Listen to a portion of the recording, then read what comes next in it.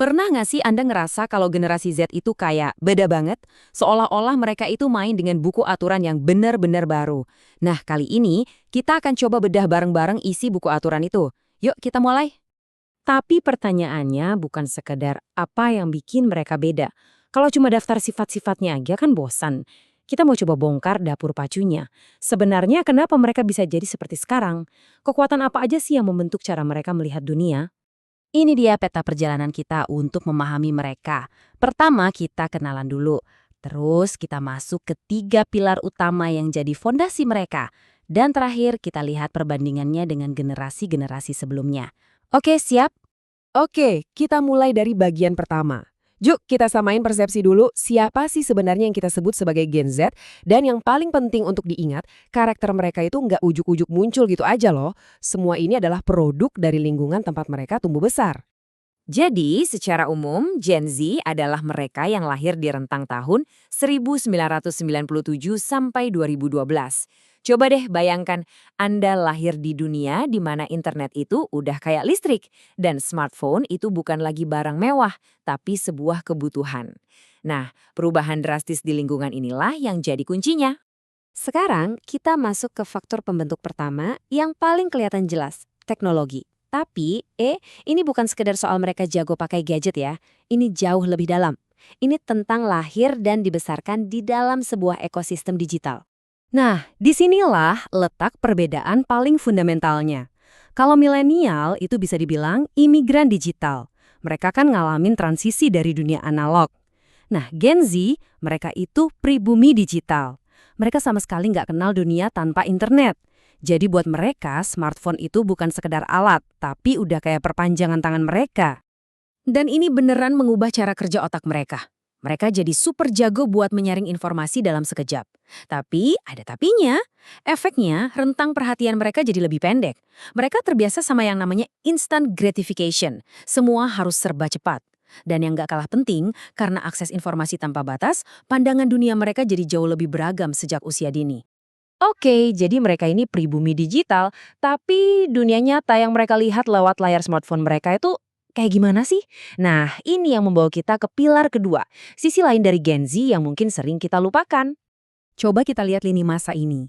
Waktu mereka tumbuh besar, dunia tuh lagi nggak baik-baik aja. Ada krisis finansial global, mungkin mereka lihat orang tua mereka khawatir. Terus, kesadaran soal perubahan iklim makin kencang, dan pas mereka mau masuk dunia kerja, datang pandemi. Jadi, sejak kecil, dunia di mata mereka itu adalah tempat yang nggak pasti. Terus, apa dampaknya? Semua ketidakpastian ini membentuk mereka jadi generasi yang super pragmatis dan realistis. Beda banget sama milenial yang sering dicap idealis. Gen Z itu lebih fokus sama stabilitas finansial. Mereka cenderung cari aman. Oke, sekarang kita punya dua bahan utama. Dunia digital yang tanpa batas dan dunia nyata yang penuh ketidakpastian. Nah, campuran dua hal ini ternyata menghasilkan seperangkat nilai dan cara bersuara yang unik banget. Yuk, kita bedah. Karena dari kecil sudah lihat berbagai sudut pandang, mereka jadi generasi yang sangat inklusif dan toleran. Mereka juga berani banget ngomongin isu kesehatan mental, bukan lagi hal tabu, tapi prioritas. Mereka juga super kritis sama merek atau perusahaan, standar etisnya tinggi. Dan yang paling penting, mereka nggak segan-segan buat mempertanyakan otoritas atau tradisi yang dirasa sudah usang. Dan kutipan ini benar-benar menangkap esensinya. Buat Gen Z, identitas itu bukan sesuatu yang kaku dan permanen. Justru sebaliknya, identitas itu cair, bisa dibentuk dan terus berubah. Ini bukan label mati, tapi sebuah proyek yang terus-menerus dikerjakan. Kalau semua nilai tadi ditarik jadi satu benang merah, kata kuncinya adalah otentisitas atau keaslian. Serius, mereka itu kayak punya detektor kepalsuan bawaan yang sensitif banget. Mereka sangat skeptis sama apapun yang kelihatan terlalu sempurna, terlalu korporat, atau terasa fake. Mereka butuh yang real. Oke, semua kepingan puzzle-nya udah kita kumpulin. Sekarang biar lebih jelas lagi, yuk kita lihat perbandingannya secara langsung. Kita sandingkan Gen Z dengan generasi-generasi sebelumnya.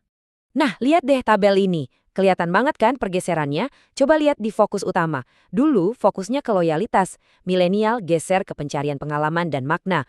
Nah, Gen Z, mereka mencari kebenaran dan keaslian.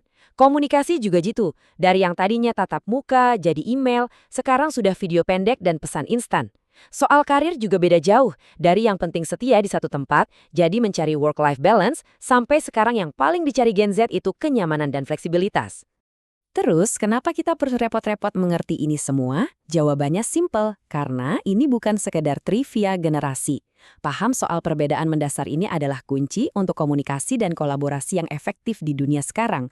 Mau Anda pemimpin, pebisnis, atau bahkan orang tua, ini penting banget. Ini akhirnya membawa kita ke sebuah pertanyaan terakhir. Mungkin daripada kita terus-terusan fokus pada perbedaannya, apa ya yang bisa kita semua pelajari dari cara pandang Gen Z yang unik ini? Dari cara mereka menuntut keaslian, mendorong isu-isu penting, sampai cara mereka menavigasi dunia. Kira-kira menurut Anda, apa pelajaran terbesar yang bisa kita ambil dari mereka?